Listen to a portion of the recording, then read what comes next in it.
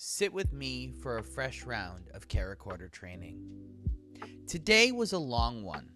So long, I didn't even get a chance to record this video until well into peak sundown. But this isn't about my lighting woes.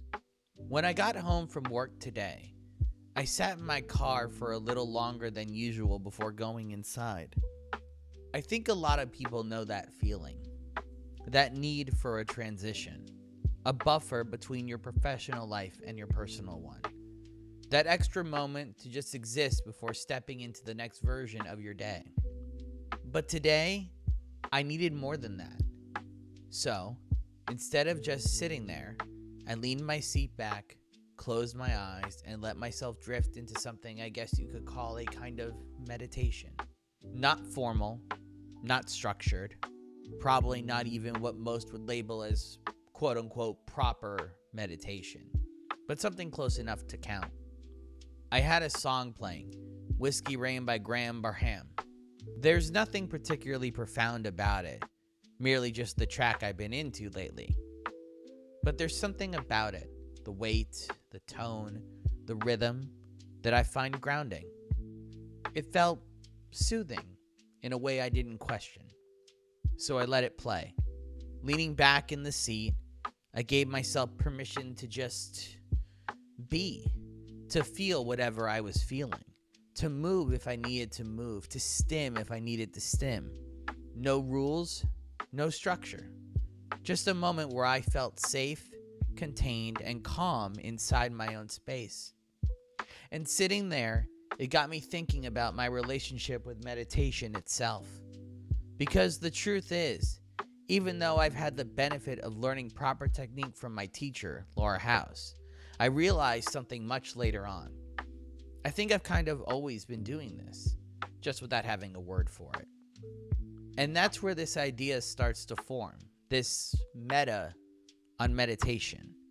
The realization that it's not just about sitting cross-legged in silence or following some perfectly structured, idealized version of stillness. It's not confined to that image. It's broader than that. It's anything that brings you into a state of calm, presence, and stillness, even if, on the surface, that thing doesn't seem calm or still at all. I keep thinking back to that moment in the car. That same song, Whiskey Rain, playing on a loop. It's how I've always listened to music. When I find something I like, I don't just play it. I live in it for a period of time. I learn its rhythms, its rises and falls, the weight of the lyrics, the tone. I let it fully consume me. When I was younger, long before I had any language for meditation or stillness, that was my version of it, my go-to. Listening to a song on repeat like that was soothing, grounding, centering, even if I didn't have those words as part of my vocabulary at the time. And when I wanted to go deeper, when I wanted to fully disconnect, I'd lie down and let myself drift. Now, I have something called aphantasia, which means I don't have a mind's eye. I can't visualize things the way a lot of others can. But even without that skill, I can still feel. I'd imagine, maybe not visually, but emotionally, that I was on stage, performing the song, like I was the frontman fully inside it. There was something about that, something immersive, playful, that brought me to a place I can only really describe as bliss. And the thing is, I didn't need anything to get me there. No substance, no guidance, no structure. It just felt right to let myself exist in that moment. Then, later in life, when I was actually taught proper meditation, breath work, grounding, anchoring the attention in your body, I started to notice something. The pathways were already there. What I was being taught wasn't entirely new.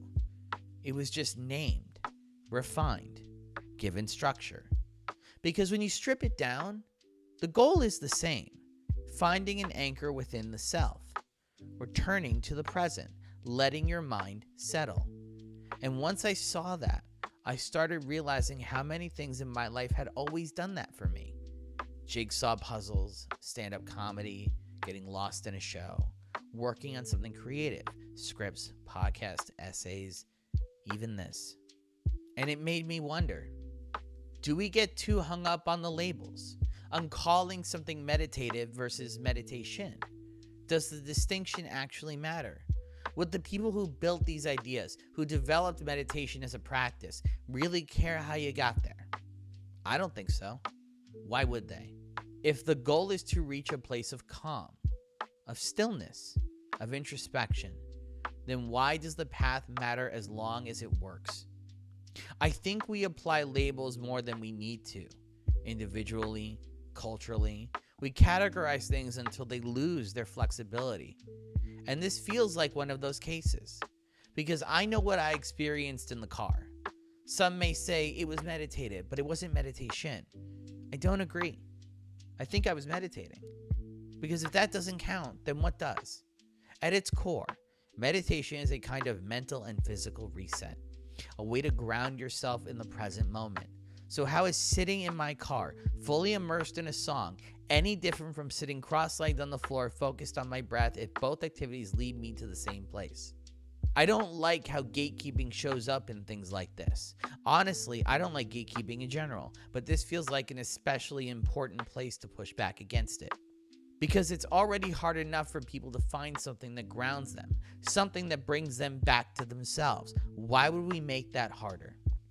If anything, that might be one of the most important things a person can do right now, finding a way to step out of the noise and actually look inward. We spend so much time focused outward, how we're perceived, how we're presenting, that we forget to check in with ourselves at all.